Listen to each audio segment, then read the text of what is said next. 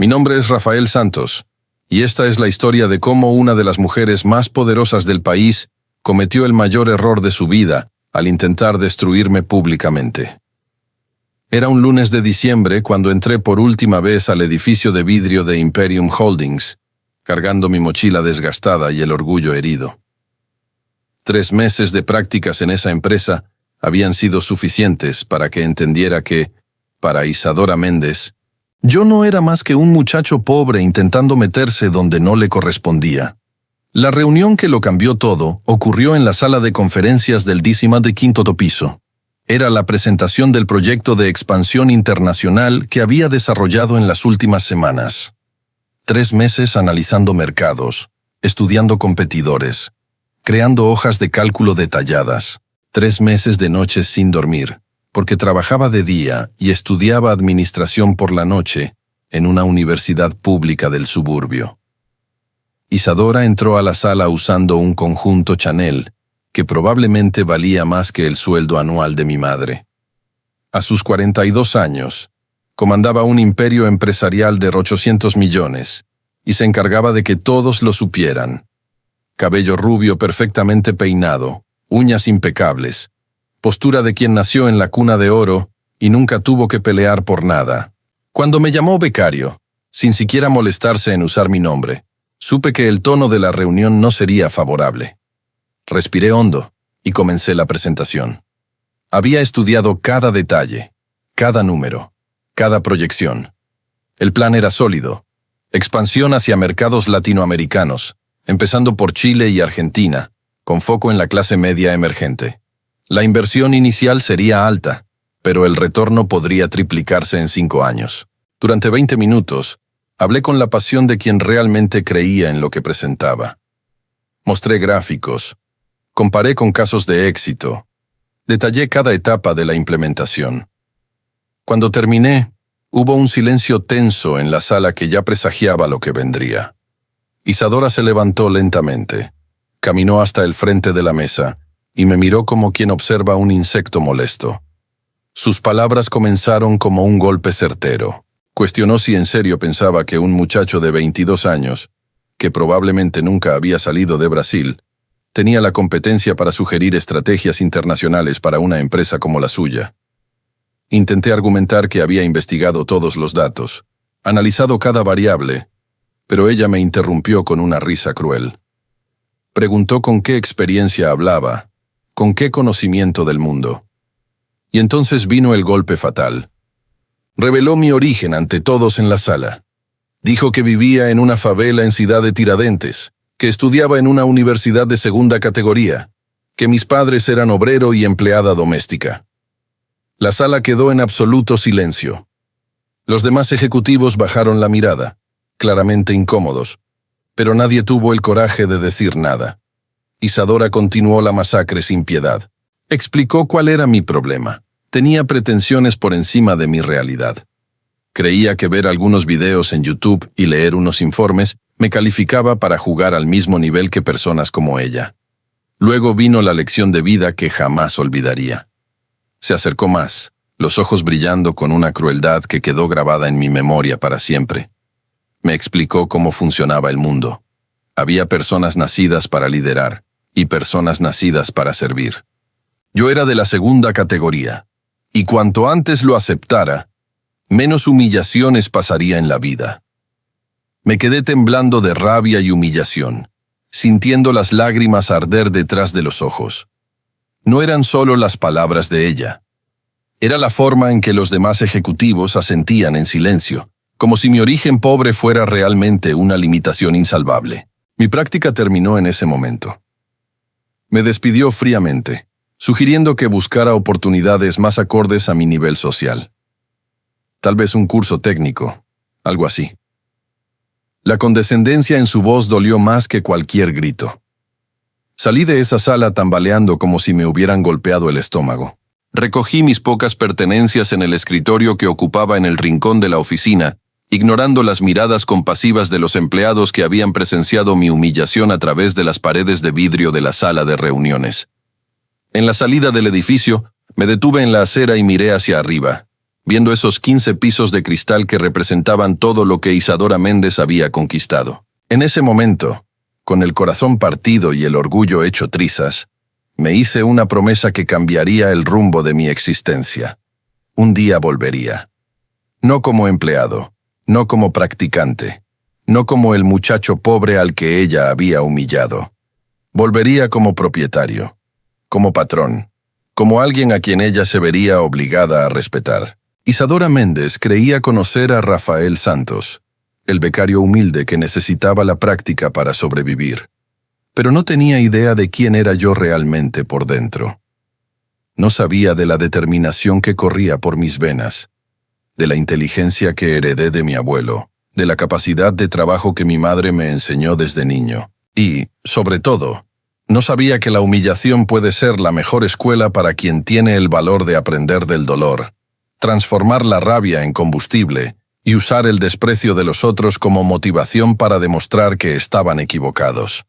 5 años después, cuando descubriera quién mandaba realmente en Imperium Holdings, ya sería demasiado tarde para pedir disculpas, porque algunas heridas no cicatrizan.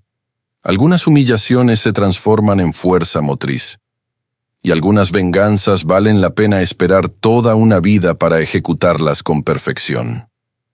La guerra había empezado ese día de diciembre, y Isadora Méndez no tenía idea de que acababa de crear su peor pesadilla.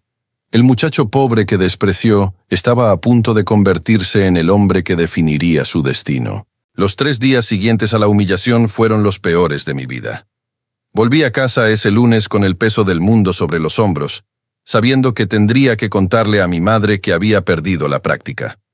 Doña María estaba en la cocina preparando la cena cuando llegué, y bastó una mirada para que ella notara que algo andaba mal. Intenté minimizar la situación. Dije que no me había adaptado bien al ambiente corporativo, que había decidido enfocarme solo en los estudios. Pero mi madre conoce cada expresión de mi rostro desde que nací. Supo que estaba mintiendo. Supo que algo devastador había pasado. No insistió en los detalles. Solo me abrazó y dijo que todo estaría bien. Esa noche, acostado en mi cuarto minúsculo en la periferia de Sao Paulo, reviví cada segundo de la reunión. Las palabras de Isadora resonaban en mi cabeza como una maldición. La forma en que me miró, cómo describió mi origen, cómo me clasificó como alguien nacido para servir. La humillación ardía por dentro como ácido. En los días siguientes intenté volver a la rutina normal. Asistía a clases, hacía trabajos, participaba en grupos de estudio, pero había algo diferente en mí. Una rabia silenciosa que crecía por horas, una determinación que se solidificaba como concreto. No era solo el deseo de probar que Isadora estaba equivocada. Era algo más profundo, más visceral. Fue el jueves de esa semana cuando tomé una decisión que lo cambiaría todo. Estaba en la biblioteca de la universidad, intentando concentrarme para un examen de estadística, cuando me di cuenta de que ya no podía fingir normalidad.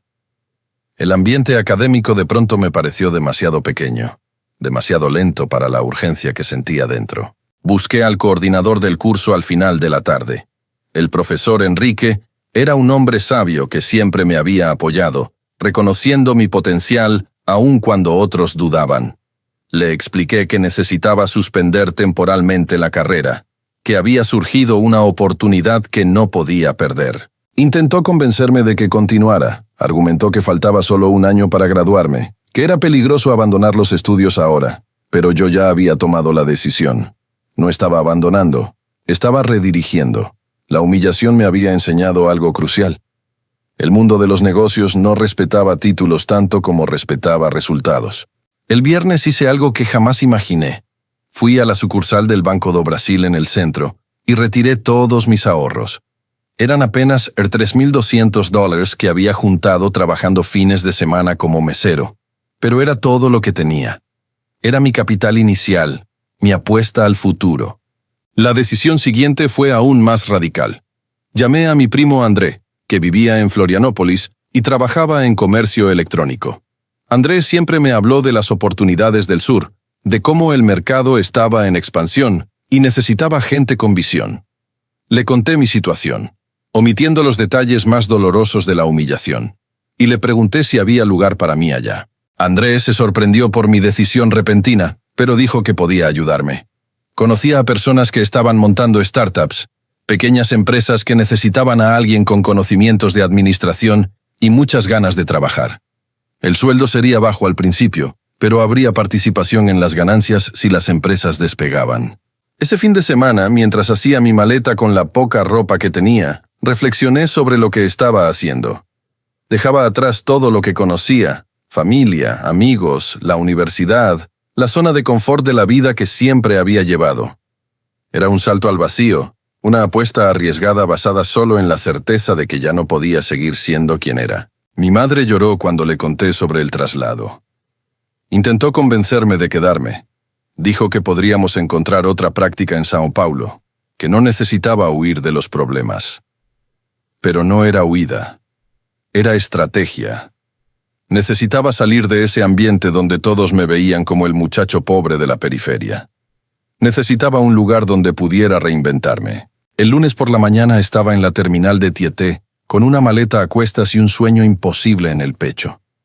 Durante las 8 horas de viaje hacia Florianópolis, miraba por la ventana del autobús y pensaba en cómo mi vida había cambiado drásticamente en apenas una semana. Una reunión, unas palabras crueles, y toda mi trayectoria había sido alterada. Algo extraño pasaba conmigo durante ese viaje. La rabia que sentía se transformaba en otra cosa, foco absoluto. Cada kilómetro que el autobús me alejaba de São Paulo era un kilómetro más entre mí y la humillación. Cada hora que pasaba era una hora más para planear mi venganza. Cuando el bus finalmente llegó a la terminal de Florianópolis, ya no era el mismo Rafael Santos que había salido de São Paulo. El chico inseguro, que buscaba aprobación y se conformaba con migajas, había muerto en el viaje. Quien bajó del autobús era alguien nuevo, forjado en el dolor y templado por la humillación. André me recibió en la terminal con una sonrisa cálida y muchas preguntas sobre mi cambio repentino. En el trayecto hasta el pequeño departamento donde me hospedaría, me contó sobre las oportunidades de la ciudad, sobre jóvenes emprendedores que construían negocios innovadores prácticamente desde cero. Esa primera noche en Florianópolis, acostado en un colchón en el suelo del apartamento de André, hice una lista mental de todo lo que necesitaría aprender en los próximos años. Marketing digital, gestión financiera, negociación, liderazgo, mercados internacionales.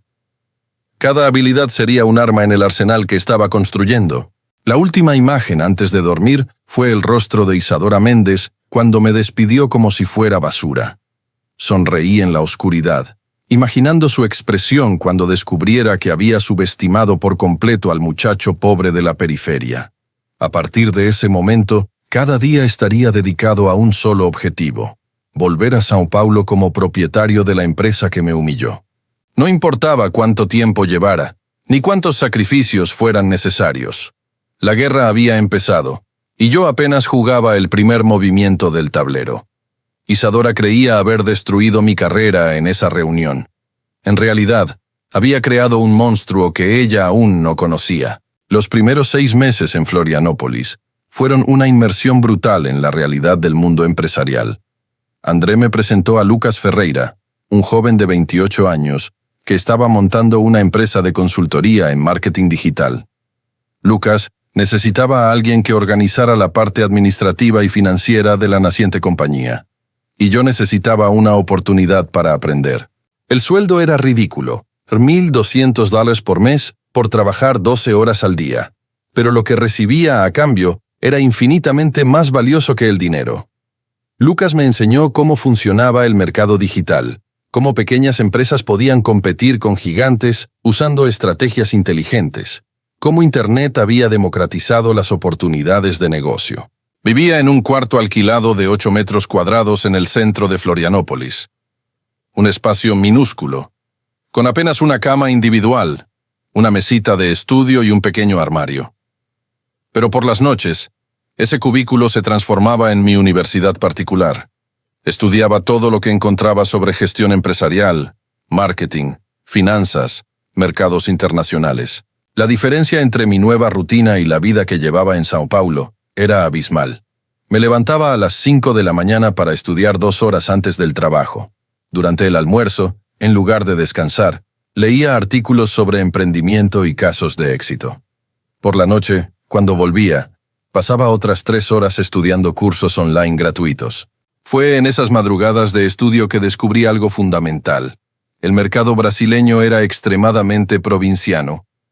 La mayoría de los empresarios pensaba solo en el mercado nacional. Ignoraban oportunidades internacionales por miedo o falta de conocimiento. Era exactamente la grieta que necesitaba explotar. Comencé a especializarme en comercio internacional, estudiando regulaciones de distintos países, barreras arancelarias, acuerdos comerciales, culturas empresariales. Mientras otros se enfocaban en cómo venderle al brasileño, yo estudiaba cómo venderle al mundo.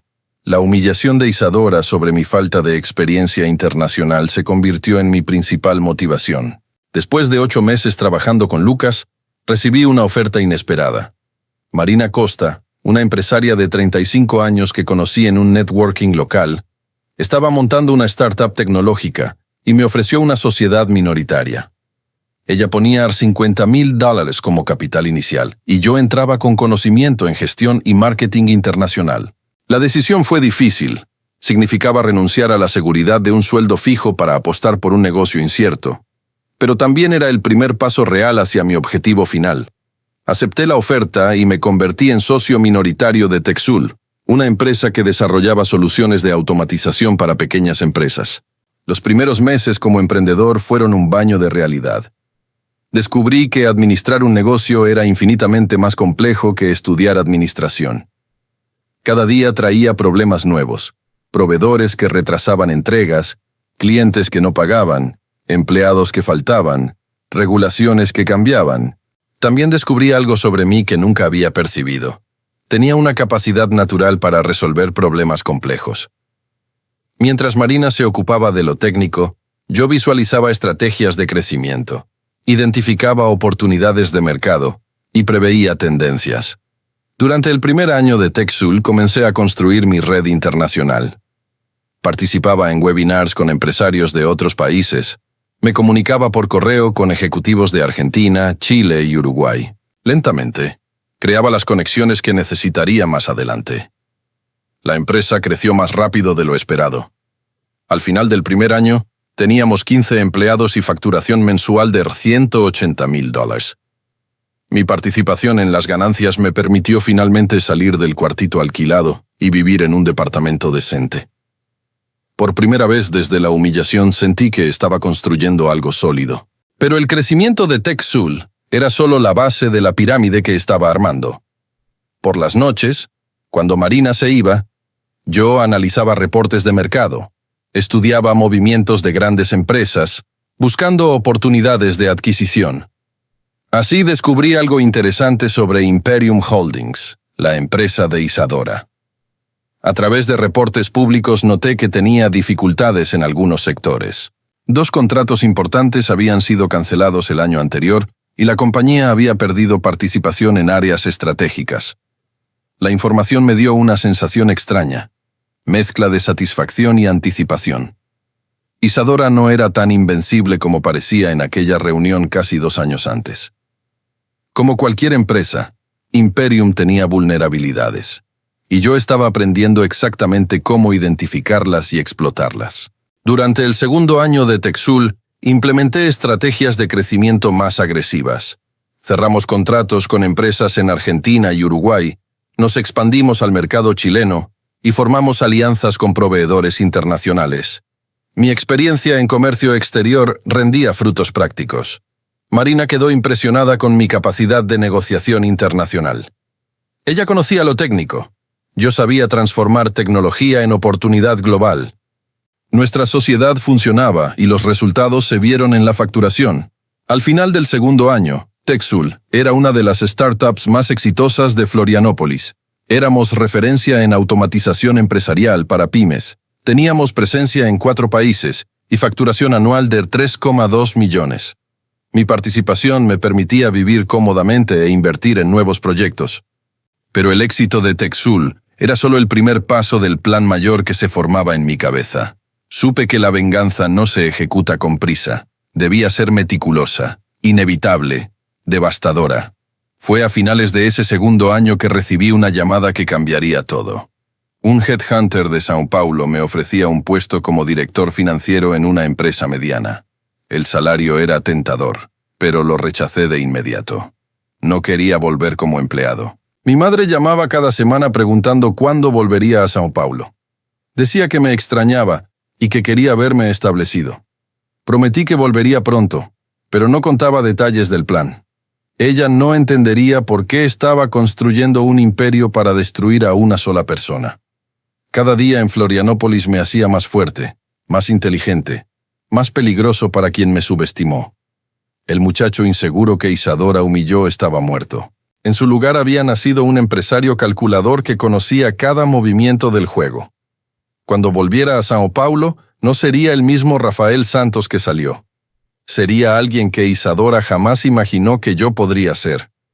Y entonces la humillación que me causó sería devuelta con intereses compuestos. El tercer año en Florianópolis trajo cambios que ni yo había anticipado. Techsul llamó la atención de inversores, y Marina recibió una oferta de compra que nos haría millonarios de la noche a la mañana. Un grupo empresarial argentino ofreció 15 millones por la compañía, y mi participación minoritaria me dejaría 4,5 millones netos. La oferta llegó un lunes de marzo, y pasé la semana analizando pros y contras. Por un lado, esa suma me daría libertad financiera total para ejecutar mis planes. Por otro, implicaba renunciar a una empresa que estaba creciendo exponencialmente y podría valer mucho más en el futuro. Marina estaba eufórica. Para ella, que había invertido sus ahorros, esa venta representaba seguridad para toda la vida.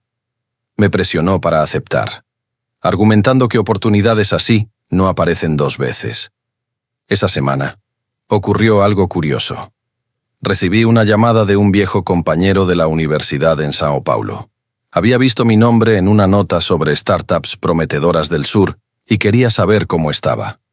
La conversación fue casual, pero mencionó algo que me aceleró el corazón. Contó que había conseguido trabajo en el área financiera y que una de las empresas con las que trabajaba era Imperium Holdings. Dijo que la compañía estaba en reestructuración, que algunos sectores no rendían y que circulaban rumores sobre posibles ventas de divisiones. La información llegó en el momento perfecto. Durante 3 años me había preparado, estudiado y crecido profesionalmente. Pero siempre me preguntaba cuándo sería el momento de actuar. La llamada fue la señal de que había llegado la hora. Acepté la oferta de venta de Techsul al final de esa semana. Marina se puso radiante. Yo fingí compartir el entusiasmo. Por dentro calculaba cada movimiento de los meses siguientes. Con 4,5 millones en mano, finalmente tenía el capital necesario para la fase 2 de mi plan. La venta tardó 2 meses en cerrarse. Mientras esperaba la transferencia final, empecé a investigar discretamente la situación real de Imperium Holdings. Contraté una consultora para que hiciera un informe detallado sobre la salud financiera de la empresa de Isadora. Los resultados fueron mejores de lo que esperaba. Imperium realmente enfrentaba problemas. 3 contratos importantes perdidos, el sector inmobiliario en crisis y deudas significativas con proveedores. Isadora estaba en una posición vulnerable sin saberlo. Con el dinero en cuenta tomé una decisión sorprendente. En lugar de regresar de inmediato a São Paulo, me mudé a Buenos Aires. Le dije a Marina y a André que quería expandir los negocios al mercado argentino. La verdad era más estratégica. Buenos Aires me permitía operar cerca de Brasil, pero lejos del radar de quienes conocían mi historia. Alquilé un departamento elegante en Palermo y monté una pequeña oficina en el centro financiero. Oficialmente desarrollaba una consultora internacional. En la práctica, armaba el arsenal financiero y jurídico necesario para destruir a Isadora Méndez. Los primeros 6 meses en Buenos Aires los dediqué a crear una red compleja de empresas interconectadas. Abrí una holding en Argentina, una subsidiaria en Uruguay y una consultora en Chile. Cada una tenía un propósito específico en el plan mayor. Mantuve contacto discreto con el mercado brasileño vía intermediarios. Contraté abogados especializados en fusiones y adquisiciones, consultores financieros en reestructuración y especialistas en mercados de capital. Armaba un equipo de primera línea. Lo más interesante fue cómo mi perspectiva sobre la venganza evolucionó. Al principio quería humillar a Isadora como ella me humilló. Luego entendí que la destrucción empresarial es un arte sofisticado. No bastaba con quebrarle la empresa. Debía hacerlo de forma gradual, sin que ella comprendiera de dónde venían los golpes. En ese periodo descubrí algo precioso. Por medio de un contador que trabajaba para varias empresas, supe que Imperium negociaba la venta de una división poco rentable. Era exactamente la oportunidad que esperaba. La división era Imperium Logística, encargada de transporte y almacenaje. No era rentable desde hace 2 años, pero tenía contratos importantes e infraestructura valiosa en manos adecuadas. Isadora estaba desesperada por desprenderse de ella. Desde una de mis empresas argentinas, empecé a mostrar interés en comprar Imperium Logística. Por supuesto, no revelé mi identidad. Para todos era solo un representante de un grupo sudamericano interesado en expandir operaciones en Brasil. Las negociaciones iniciales se hicieron por intermediarios. Isadora ni siquiera sabía quién estaba detrás de la oferta. Para ella, era una transacción comercial que ayudaría a resolver problemas internos. En las primeras 2 semanas de negociación, tuve acceso a información confidencial sobre la estructura de Imperium. Balances, contratos, relación con proveedores, situación fiscal. Era como tener un mapa detallado del enemigo antes de la batalla. Mi oferta fue calculada estratégicamente. Ofrecí un precio justo por Imperium Logística, pero exigí condiciones que me darían acceso a información sobre otras divisiones. Isadora aceptó sin sospechar nada. El día que firmé el contrato de compra de Imperium Logística, volví oficialmente al mercado brasileño. No como el becario humillado de 3 años atrás, sino como propietario de una división de la empresa que me había despreciado. Era solo el primer movimiento, pero ya saboreaba la victoria. Isadora no tenía idea de que había vendido parte de su empresa al muchacho pobre que la humilló. Mucho menos imaginaba que esa venta era solo el primer paso hacia la destrucción completa de todo lo que había construido. La guerra había empezado de verdad. Y yo ganaba antes de que ella se diera cuenta. Con Imperium Logística bajo mi control, los 18 meses siguientes fueron la demostración de cómo la paciencia y la estrategia pueden convertir una pequeña victoria en dominación absoluta. La división que Isadora consideraba un lastre estaba a punto de convertirse en el caballo de Troya que destruiría todo su imperio. Lo primero que hice fue reestructurar la operación por completo. Despedí a empleados incompetentes, renegocié contratos con proveedores e implementé sistemas de gestión modernos que aprendí en Florianópolis. En 6 meses, Imperium Logística pasó a generar una ganancia mensual de $800,000. Pero el lucro de la división era solo un efecto colateral. Mi verdadero objetivo era usar mi posición privilegiada para mapear la estructura financiera y operativa de las demás divisiones de Imperium. Como proveedor interno de logística, tenía acceso a información que ningún competidor externo conseguiría. Descubrí que Imperium era mucho más frágil de lo que parecía. Isadora había expandido agresivamente en años recientes, acumulando deudas enormes para financiar adquisiciones sin los retornos esperados. La compañía estaba en una situación cash flow crítica, dependiente de renegociaciones con bancos. Simultáneamente, expandía mi propia estructura empresarial en secreto. Creé 3 nuevas empresas en Brasil, aparentemente independientes, pero en realidad parte de un conglomerado que controlaba mediante una red compleja de holdings internacionales. Cada empresa tenía un propósito en la estrategia mayor. Santos & Asociados era mi consultora. Visão Capital, un fondo de inversión que compraba participaciones en empresas en dificultad. Y Logística Integrada, que competía agresivamente con otros proveedores de Imperium en varios mercados. La genialidad del plan era que esas empresas operaban como independientes. Isadora no podía saber que el mismo grupo empresarial atacaba su compañía por múltiples frentes. Para ella, eran solo competidores y proveedores más en el mercado. En el segundo semestre, ejecuté el segundo gran golpe. Imperium tenía problemas para renovar un préstamo de 25 millones con el banco.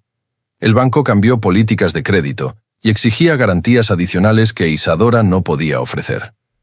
A través de Visão Capital, ofrecí una solución elegante. comprar la deuda del banco con descuento y renegociar directamente con Imperium. Para el banco era deshacerse de un crédito problemático. Para Isadora, una salvación inesperada. Lo que ella no sabía es que al aceptar mi propuesta, estaba poniendo parte importante de la empresa bajo mi control indirecto. El contrato de renegociación incluía cláusulas que me daban derecho a información financiera detallada, participación en decisiones estratégicas y garantías sobre activos específicos. Mientras tanto, Santos Asociados empezó a ser contratada por varios competidores de Imperium. Oficialmente ofrecíamos consultoría en eficiencia operativa. En la práctica, ayudábamos a esos competidores a identificar y explotar las debilidades de la empresa de Isadora. El tercer movimiento fue aún más sutil.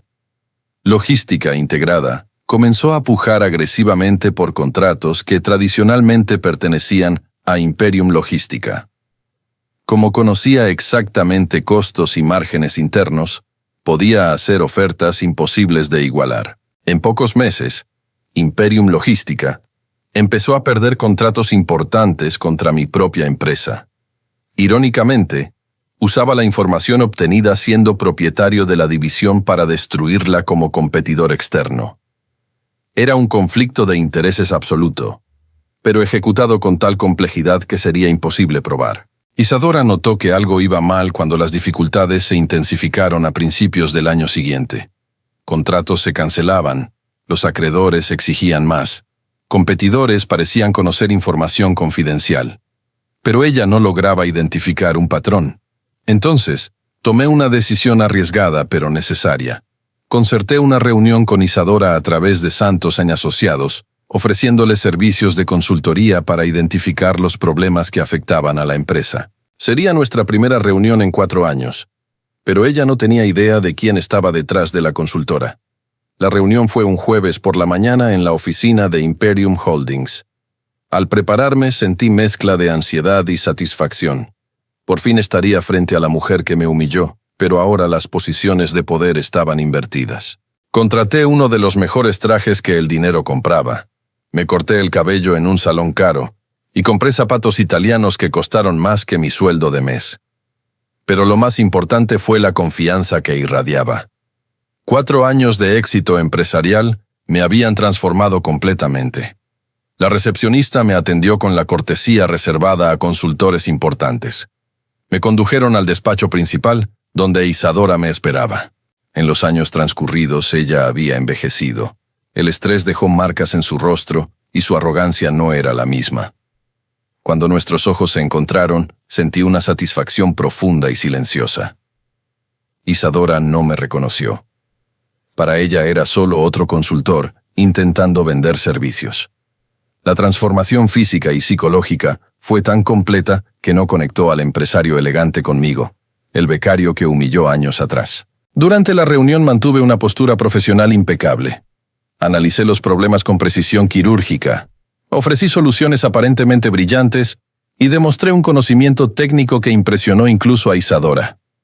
Tan encantada quedó que al final me contrató. Salí de ese despacho con un contrato de consultoría de 200.000 mensuales y acceso total a la información confidencial de la empresa. Isadora había contratado a su propio verdugo para ayudarla a resolver problemas que yo mismo había creado. La ironía era tan perfecta que me costó no sonreír en la despedida. 900 centos. Esa noche, solo en mi apartamento en Buenos Aires, brindé por la operación más compleja que había ejecutado. En menos de 2 años pasé de comprar una división problemática a ser consultor principal de toda la compañía. Ahora tenía acceso a todo: planificación estratégica, situación financiera, relaciones con proveedores y clientes. El cerco se cerraba alrededor de Isadora, y ella no tenía idea. Cada consultoría, cada solución, cada mejora sugerida estaba calculada para debilitar aún más su posición en el mercado. La fase final del plan estaba por empezar. Y cuando terminara, Isadora no solo perdería la empresa, perdería todo, tal como ella intentó hacerme perder la dignidad aquella reunión fatídica 4 años atrás. 6 meses como consultor de Imperium me dieron acceso a información que transformó mi estrategia en una obra maestra. Descubrí cada debilidad estructural, cada vulnerabilidad financiera, cada relación comercial problemática. Isadora me entregó las llaves del reino que planeaba conquistar. El plan final comenzó un martes de octubre. Supe que Imperium negociaba la renovación de 5 contratos cruciales que representaban el 40% de la facturación anual. Si perdía esos contratos, Isadora entraría en una crisis financiera irreversible.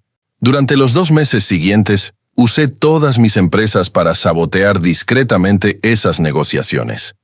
Santos & Asociados ofreció consultoría gratuita a clientes de Imperium, sugiriendo alternativas de proveedores. Bison Capital financió competidores más pequeños para que pudieran pujar en igualdad de condiciones. Logística Integrada ofreció servicios complementarios que hacían las propuestas de los rivales más atractivas. El golpe de gracia vino cuando descubrí que Imperium había violado cláusulas ambientales en 3 proyectos importantes. Como consultor tenía acceso a los informes internos que lo probaban.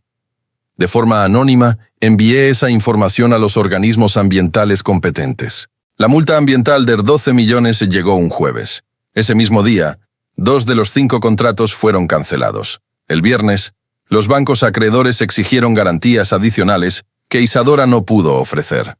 En una semana, la empresa que parecía sólida se convirtió en una bomba de tiempo financiera. En ese momento de desesperación, Isadora tomó la decisión que yo esperaba desde hacía 4 años. En una reunión mensual de consultoría me preguntó si conocía inversores interesados en comprar participaciones significativas. Dijo que necesitaba capital fresco y estaba dispuesta a negociar hasta el 60% del control accionario. Manteniendo la expresión profesional, por dentro explotaba de satisfacción. Respondí que necesitaría algunos días para contactar mi red, pero que creía posible encontrar inversores. Ella me dio carta blanca para conducir las negociaciones, sin imaginar que yo era precisamente el inversor que buscaba. Ese fin de semana reestructuré mis holdings internacionales. Creé una nueva empresa de inversiones en las Islas Caimán y consolidé mis activos en una estructura que me permitiría presentar una oferta formal por Imperium sin revelar mi identidad de inmediato. La propuesta que presenté el lunes fue irresistible.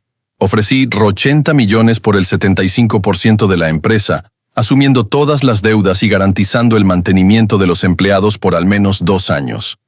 Para una compañía en crisis con deudas y multas ambientales, fue una salvación. Isadora quedó eufórica con la oferta. En la reunión me agradeció repetidamente por la intermediación y prometió un bono de consultoría de $500,000 por la operación exitosa. La due diligence duró 3 semanas. Mis abogados y auditores revisaron todo, encontrando solo problemas que ya conocía. El informe final recomendó la compra, con condiciones que reducirían aún más el poder de Isadora en la gestión. Durante esas 3 semanas pasó algo curioso. Isadora empezó a mirarme con admiración cercana a la reverencia. Para ella yo era el consultor brillante que halló la solución. Me invitó a cenas y me presentó como el salvador de Imperium.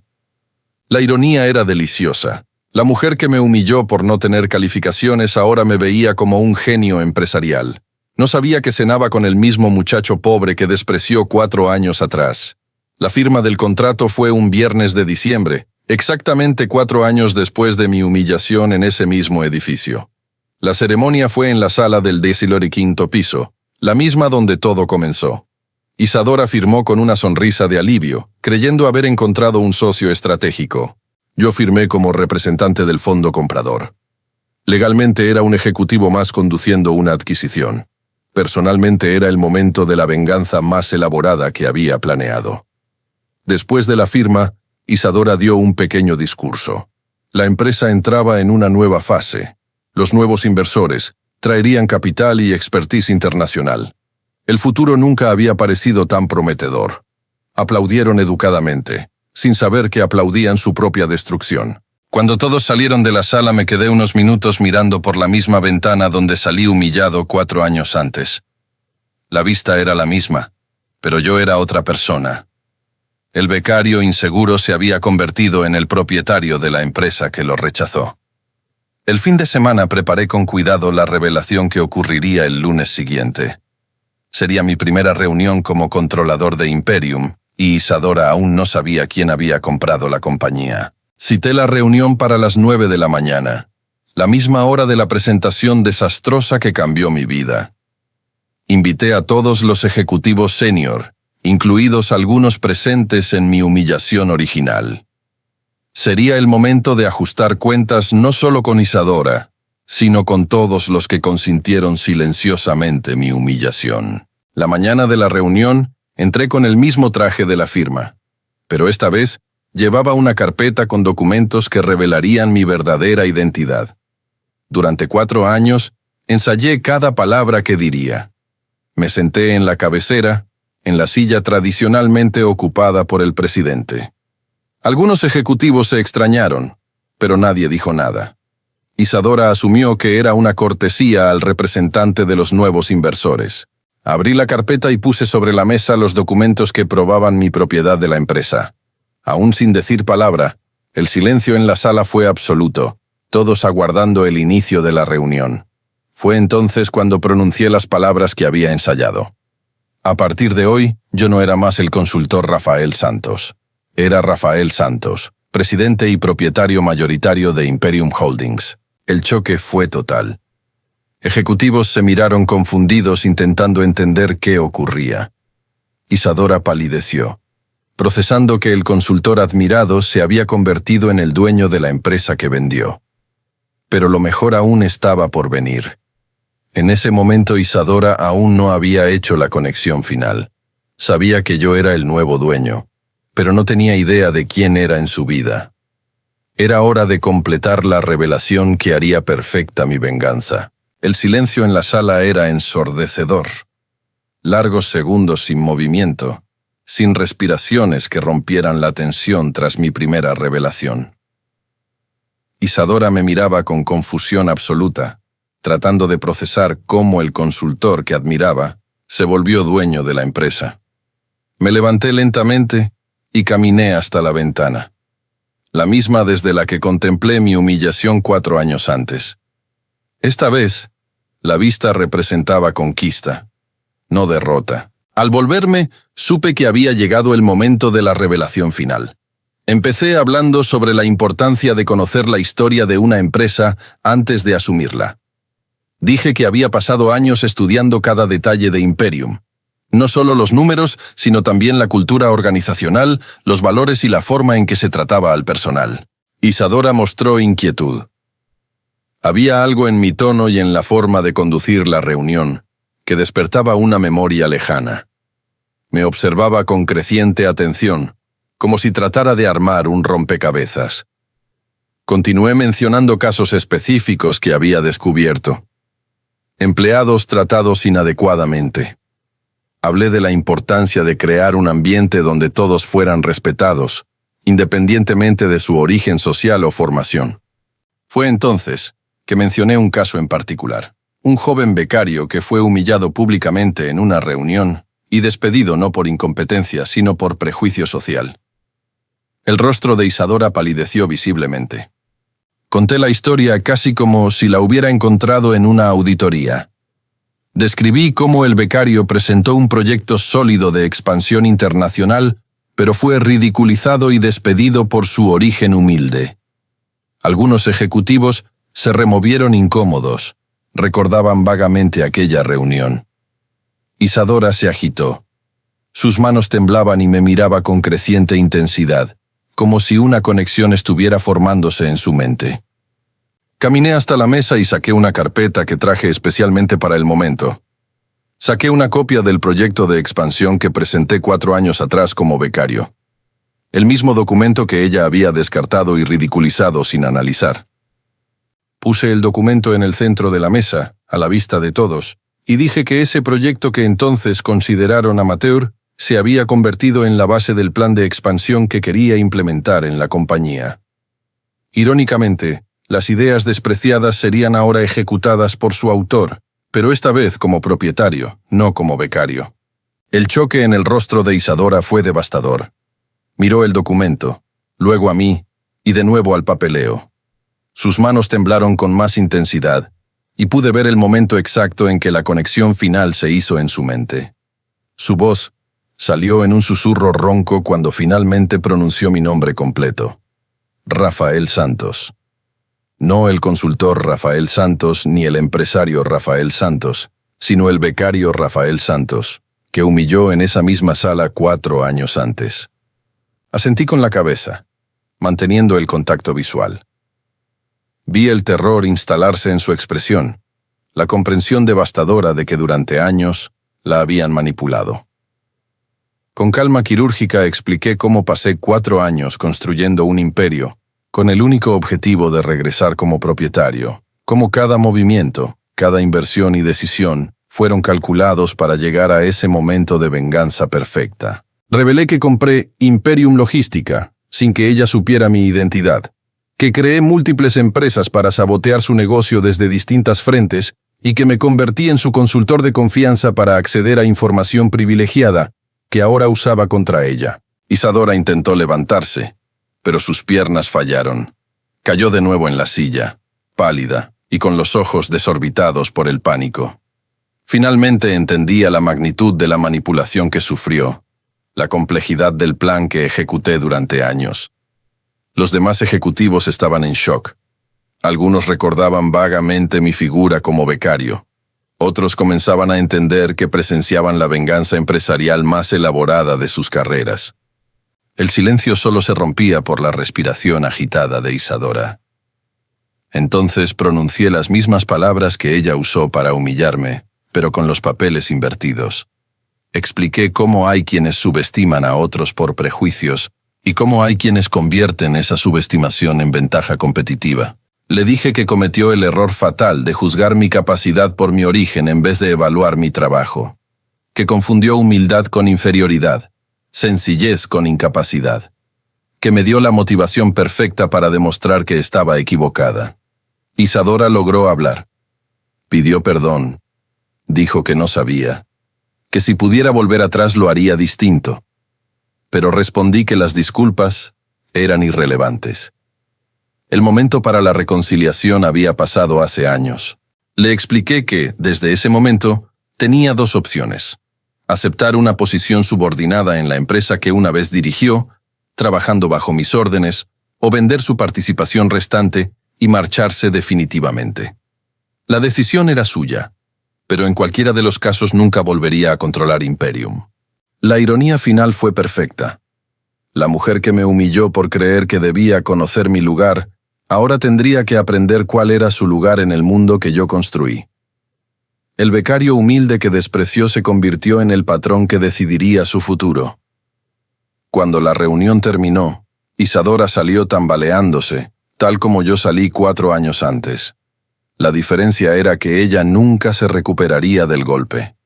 No solo perdió una empresa, perdió la certeza de conocer las reglas del juego que pensó dominar. Me quedé solo en la sala de reuniones, contemplando la victoria más dulce de mi vida. El muchacho pobre de la periferia se había convertido en el dueño del imperio que lo rechazó. La venganza estaba completa, pero era solo el comienzo de la nueva era de Imperium Holdings. Una era donde la competencia importaría más que el origen, donde los resultados pesarían más que los prejuicios, donde ningún empleado sería humillado por soñar demasiado. 3 meses después de la revelación, sentado en la silla presidencial que una vez fue de Isadora Méndez, reflexiono sobre cómo la vida puede volverse impredecible cuando alimentamos nuestra determinación con el dolor que otros nos causan. Reformamos completamente la oficina, no por ostentación, sino para borrar recuerdos de la era anterior. Isadora escogió vender su participación restante y marcharse definitivamente. No soportó la idea de trabajar subordinada al hombre que la humilló años atrás. Ofrecí un precio justo por sus acciones. No por generosidad, sino para que la transición fuera limpia y definitiva. Firmó los documentos un jueves gris, sin mirarme, y nunca volvió a pisar ese edificio. La noticia de que un ex becario compró la empresa que lo despidió se propagó por el mercado como pólvora. Revistas especializadas publicaron artículos sobre la venganza empresarial más elaborada de los últimos años. Algunos me pintaron como genio visionario, otros como manipulador implacable. La verdad es que fui ambas cosas, según las circunstancias y los objetivos que perseguía. En estos 3 meses, reestructuré Imperium por completo. Despedí a ejecutivos que pasivamente consintieron mi humillación. Contraté talento basándome exclusivamente en mérito, no en redes sociales o privilegios. Implementé políticas que garantizan respeto a todos los empleados, independientemente de su posición. El proyecto de expansión internacional que presenté como becario, y que Isadora ridiculizó finalmente, se ejecutó. En 6 meses abrimos oficinas en Chile, Argentina y Uruguay. Los ingresos de la empresa crecieron 40% en el primer trimestre bajo mi gestión. Los inversores que compraron en la crisis ahora ven retornos que superan sus expectativas. Pero la transformación más grande no ocurrió en la empresa, ocurrió en mí. Durante 4 años viví alimentado por la rabia, movido por la necesidad de demostrar que Isadora estaba equivocada. Ahora que la venganza se cumplió, descubrí algo inesperado. La victoria es más profunda cuando beneficia a otros, no solo a mi deseo personal de reconocimiento. Creé un programa de becas para jóvenes de bajos recursos interesados en carreras empresariales. Financiamiento completo de la educación de 20 estudiantes por año, además de prácticas remuneradas en la empresa. No es caridad, es inversión en talento que la sociedad suele desperdiciar por prejuicio. Una de las becarias me toca especialmente. Carla, una joven de 19 años de la periferia de Guarulhos, me recuerda mucho a mí años atrás. Inteligente y ambiciosa, insegura sobre competir con jóvenes de origen privilegiado. En nuestras mentorías mensuales veo en ella la misma hambre que me motivó. La semana pasada, Carla vino nerviosa porque desarrolló un proyecto para optimizar procesos internos, pero tenía miedo de presentarlo. Dijo que temía que su idea pareciera pretenciosa viniendo de alguien al inicio de su carrera. Sonreí recordando mis propios miedos. Le expliqué que la competencia no tiene clase social, que las buenas ideas pueden surgir de cualquier lugar, que el valor de una propuesta no depende del origen de quien la presenta. Organicé una reunión para que la directora la presentara. Estuvo aterrada, pero aceptó. Su presentación fue brillante, detallada, bien fundamentada, con potencial de ahorro de 2 millones al año para la empresa. La Junta aprobó la implementación por unanimidad.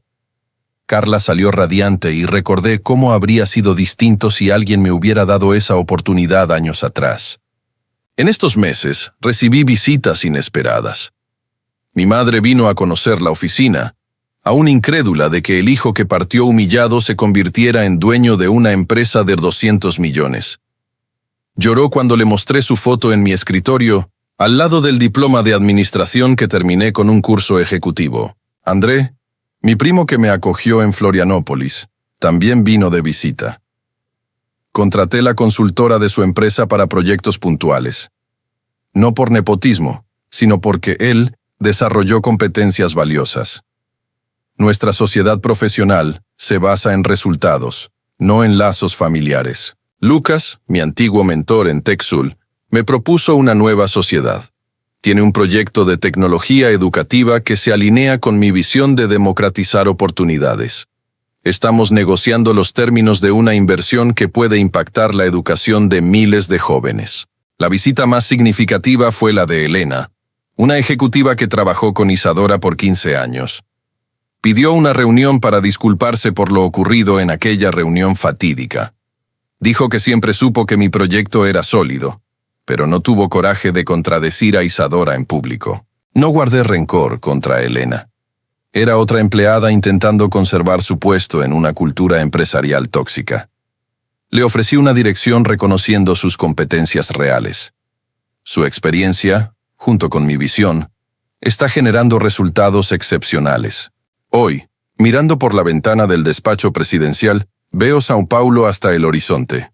Cada edificio representa oportunidades, cada calle conecta sueños con realizaciones. Cada persona lleva potencial que puede desperdiciarse o desarrollarse.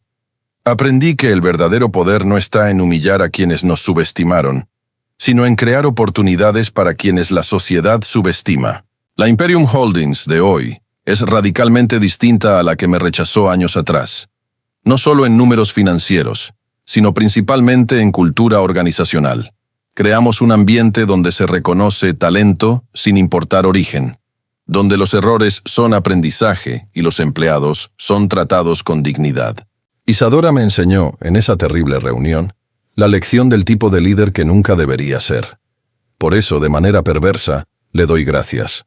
Sin esa humillación, quizás nunca habría descubierto mi verdadera capacidad de liderazgo y transformación.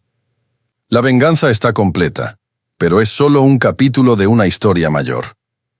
El capítulo más importante es el que ahora escribo. Usar el poder conquistado para crear un mundo donde ningún joven talentoso sea rechazado por prejuicio social, donde la competencia sea el único criterio. Rafael Santos, el becario humillado, murió en esa sala de reuniones hace 4 años. Rafael Santos, el empresario que construye puentes en vez de muros, nació del dolor de aquella muerte. Y esta nueva versión de mí tiene una misión más noble que probar que Isadora estaba equivocada. Mi misión ahora es demostrar que Brasil puede ser un país donde el origen no define el destino, donde el talento encuentra oportunidad, donde la humillación se transforma en motivación para crear un mundo mejor. Cada beca otorgada, cada empleado tratado con dignidad, cada oportunidad que generamos para quienes la sociedad desprecia, es una victoria mucho mayor que la venganza personal que ejecuté. El muchacho pobre de la periferia que soñó demasiado por su condición, finalmente encontró su lugar en el mundo. Y descubrió que ese lugar es mucho más grande que cualquier despacho presidencial. Está en la vida de cada persona que recibe una oportunidad justa para mostrar su potencial. Esta es mi venganza final. Transformar Brasil en un país donde historias como la mía sean innecesarias, porque nadie más será juzgado por su origen, sino por su competencia y carácter.